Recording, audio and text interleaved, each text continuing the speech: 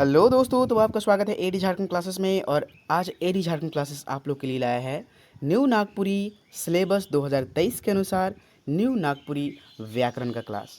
तो आज हम लोग करने वाले हैं समास।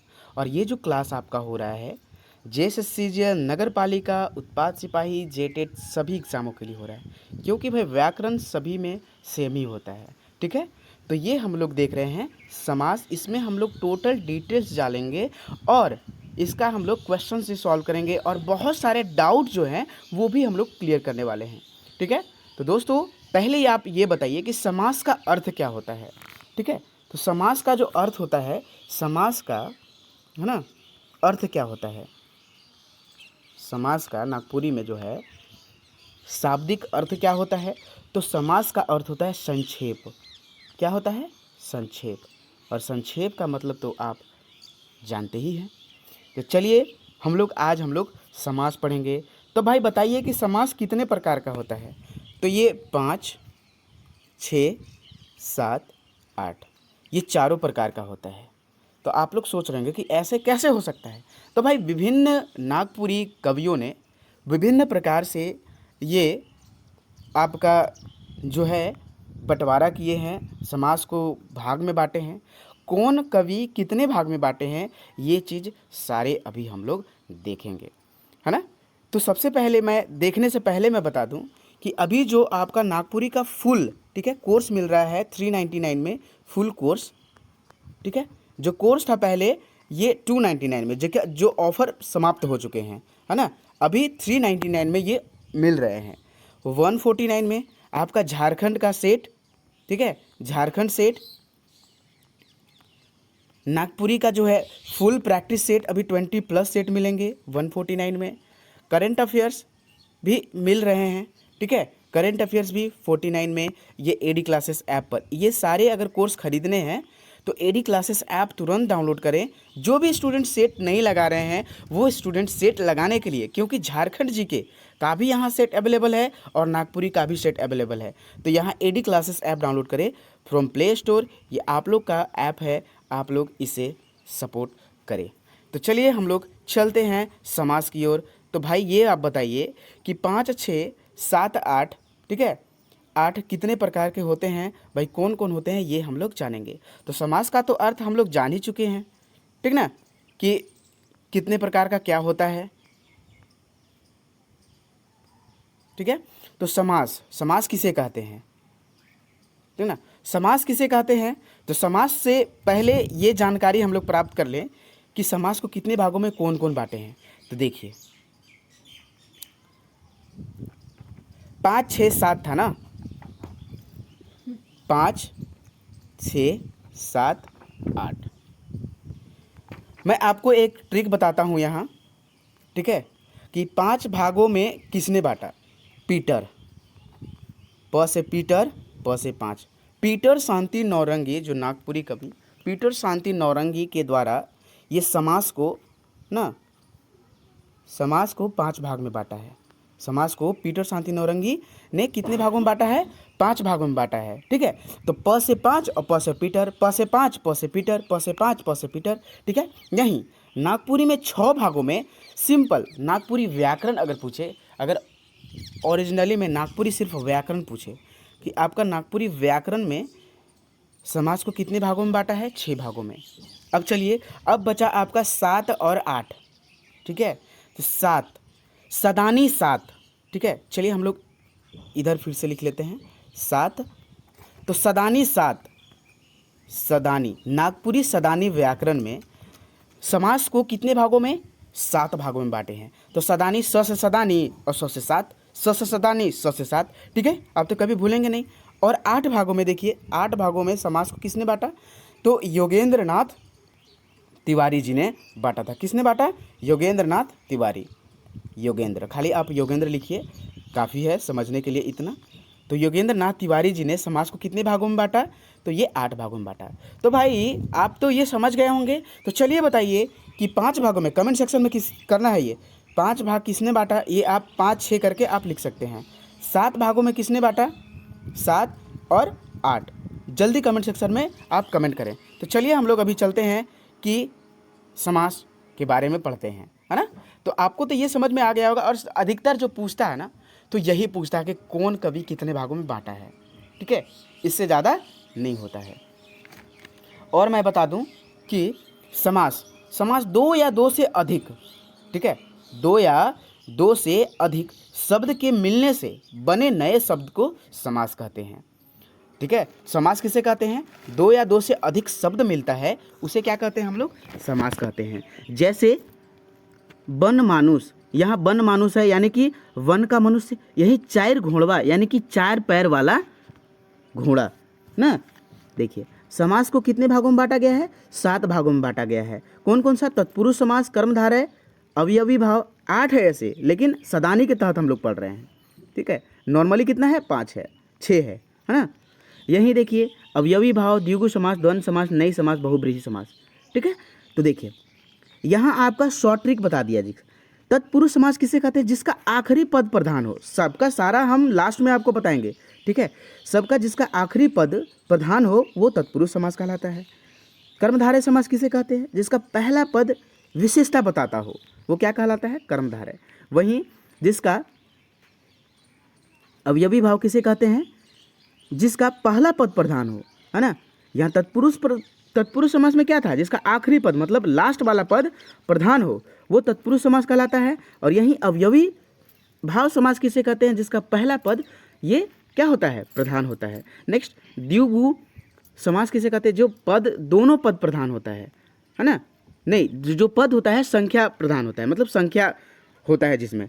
द्वंद्व समास में दोनों पद प्रधान होता है, जैसे दाल भात, चावल दाल, है ना।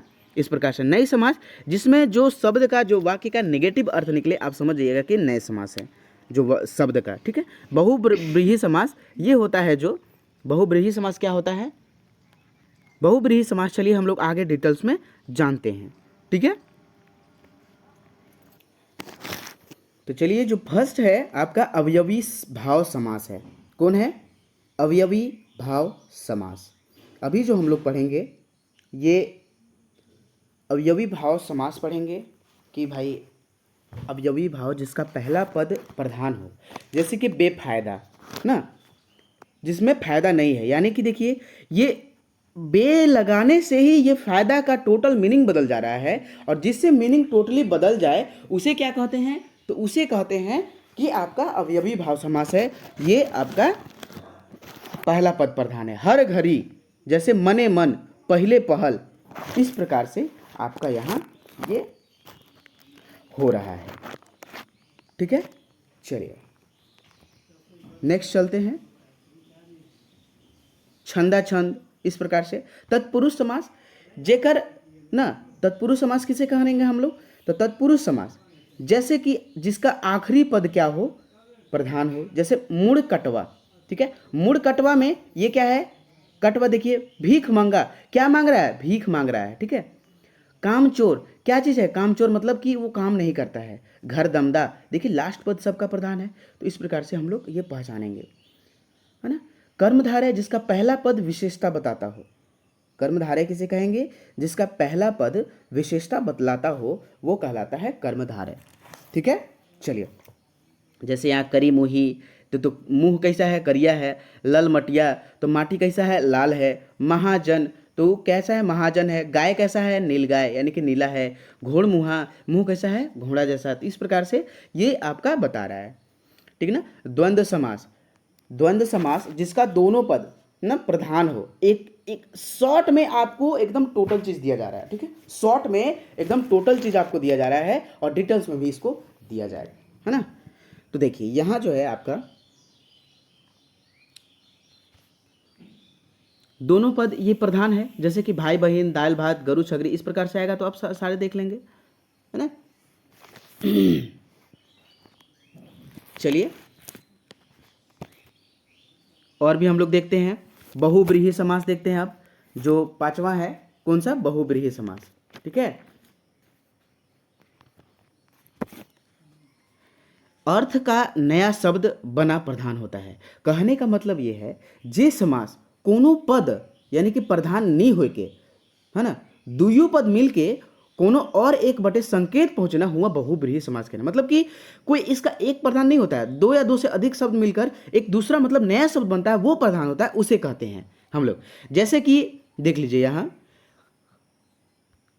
कन पातर, ठीक है, कन पातर, जैसे कन पातर, ठीक ना, कन पातर, कन पातर यानी कि जिसका पतला कान हो, जिसका पतला कान हो, है ना, कन पातर जिसका पतला कान हो, पतला कान वाला, तो इसका अर्थ क्या हो जाएगा, तो मूर्ख व्यक्ति। वहीं निशाचर, ठीक है, रात में चलक फिरक वाला, ये सब बहुब्रीहि समास का उदाहरण है। ठीक है, आपसे ये वाला पूछेगा कि जेकर जे रात में चलक फिरक वाला के का कही जाइला नागपुरी में, तो निशाचर, ठीक है, निशाचर, निशाचर, निशाचर का अर्थ जो रात में चलता फिरता है, ठीक है, जैसे कि राक्षस। वही चतुर्भुज जेकर 4 भुजा आहे विष्णु भगवान। दशानन जेकर 10 ठो आनन है के सिर है के वो रावण।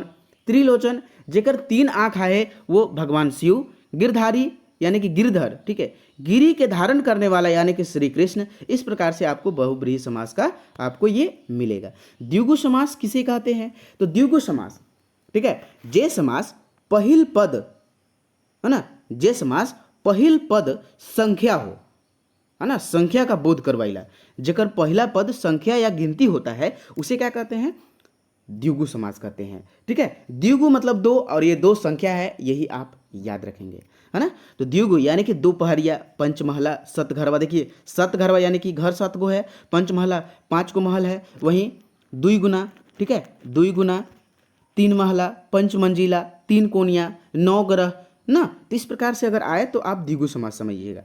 मध्यलोपी समास, मध्यलोपी समास किसे कहते हैं, जिसका बीच का जो होता है ना पद छिप जाता है। जैसे कि रस और पुआ है ना, देखिए रस पुआ, तो रस और पुआ में क्या छिपा हुआ है ना, रस और पुआ, रस पुआ किया है तो रस और पुआ, और यहाँ लोप हो गया है रस पुआ के, दूध पुआ, तो दूध और पुआ ये हो गया है। जेकर पहला पद नकारात्मक हो, ठीक है, द्वंद्व समास तो हम लोग पढ़े ही नहीं भाई, द्वंद्व समास पढ़ लिए हैं, जिसका दोनों पद प्रधान होता है। द्वंद्व समास के और भी एग्जाम्पल बताएंगे और सारा समास का हम एग्जाम्पल बताएंगे, और कौन से समास को कितना भागों में बांटे हैं ये भी आपको बताएंगे। शॉर्ट में जितना समझना था वो चीज़ आपको बता दिया गया है। ठीक है, नई समास जेकर पहला पद नकारात्मक होता है, ठीक है, नई समास किसे कहते हैं, जिसका पहला, जैसे बेलूरा, अनपढ़, बेजान, बेफालतू, इस प्रकार से क्या है, ये सब नकारात्मक शब्द का वर्ड मीनिंग निकल रहा है ना। तो चलिए अभी हम लोग आपको ये बताते हैं ना कि कौन से समास का कितना भागों में बंटवारा हुआ है, ये भी हम लोग जानेंगे। ठीक है, जैसे यहाँ देखिए, यहाँ देखिए, है ना, यहाँ देखिए, आपको ये बताते हैं कि अवयवी भाव को जो है कितने भागों में बांटा गया है, ये भी हम लोग जानेंगे। तो अवयवी भाव समास को, है ना, चलिए कुछ हम लोग इम्पॉर्टेंट फैक्ट्स अबाउट समास के बारे में देख लेते हैं। जैसे कि तत्पुरुष समास को, है ना, तत्पुरुष समास को जो उपभेद होता है कितना होता है, 6। आप ये सब रट लेंगे। तत्पुरुष समास का उपभेद होता है पीटर शांति, ये इंपॉर्टेंट फैक्ट्स है। पीटर शांति नौरंगी समास को कितने भागों में बांटा, 5। योगेंद्र नाथ तिवारी कितने भागों में बांटे, है ना, 8। सदानी व्याकरण के अनुसार समास को कितने भागों में बांटा गया है, सदानी 7। सिंपल नागपुरी व्याकरण, अगर सिंपल नागपुरी व्याकरण में बोले तो 6। ठीक है, तो ये सब प्रकार आप में है, और भी है। जैसे कि तत्पुरुष समास के उदाहरण हम बता देते हैं। ठीक है, तत्पुरुष समास के उदाहरण, तत्पुरुष समास के उदाहरण बनमानुख,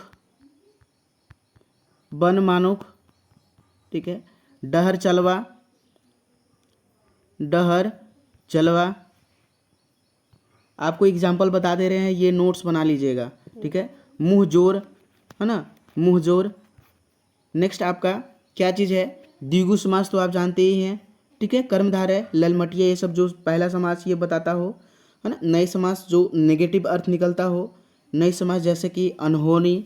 अगर आपसे पूछे कि अनहोनी जो है कौन समास में आवेला, अनहोनी, आपसे तो क्या बताइएगा, ठीक है। अनहोनी कौन समास में आवेला, बताइए। ये आपसे प्रश्न है, इंपॉर्टेंट फैक्ट्स अबाउट प्रश्न। अनहोनी कौन समास में आवेला, तो ये जो है नई समास में आता है, क्योंकि इससे निगेटिव ये अर्थ निकल रहा है। ये क्या है, अनसंहार, है ना, अनसंहार। अनसंहार का क्या अर्थ है, ये कौन समास में आता है, तो ये भी नई समास में आता है। नेक्स्ट चलते हैं। अगर आपसे पूछा कि हर घड़ी कौन समा सके, हर घड़ी कौन समा सके, तो याद रखिए मैं क्या बोला था, अवयवी जो भाव समास होता है वो पहिल पद प्रधान होता है या द्वितीय पद, जल्दी बताएं, कमेंट सेक्शन में जल्दी करें। जिसका पहला पद जो होता है प्रधान होता है हर घड़ी, यानी कि हर घड़ी मतलब हमेशा, और इससे ये चेंज हो जा रहा है घड़ी से, तो ये कौन सा हो गया, अवयवी भाव समास हो गया। ठीक है, इस प्रकार से प्रश्न आते हैं, है ना। जैसे कि और भी जान लें, घर दमदा, घर दमदा, ठीक है, घर दमदा कौन समा सके, तो घर दमदा कौन समा सके, तो ये क्या है, मध्यलोपी समास, अवयवी भाव समास, मध्यलोपी अवयवी भाव समास या फिर नई समास, तो ये जो है मध्यलोपी समास आपका घर दमदा हो गया। ठीक है, घर दमदा, दूध पुआ, ये जो है मध्यलोपी समास है। इसी प्रकार अगर हम लोग चले कि और भी जो बहुत सारे एग्जाम्पल्स है, बहुत सारे प्रश्न हैं, है ना, जो कि आपको यहाँ कराया जा रहा है। जैसे यहाँ देख लेते हैं, आपका जो है चरण कमल, चरण कमल जो है कौन सा समास में आता है, चरण कमल में, ठीक है, चरण कमल ना, चरण कमल कौन समास में आवेला, बताइए। चरण कमल जो है यानी कि चरण रूपी कमल, तो ये जो है पहल पद जो है विशेषण यानी कि विशेषता बतलाता है, तो ये जो है यानी कि चरण कमल, जो चरण है कैसा है, कमल के समान है, तो ये देख लीजिए आपका ये कर्मधारय समास हो गया। तो दोस्तों ये वीडियो आपको समास का कैसा लगा, अच्छा लगा तो कमेंट सेक्शन में जरूर कमेंट करें। धन्यवाद वॉचिंग फॉर दिस वीडियो। जय हिंद, जय भारत।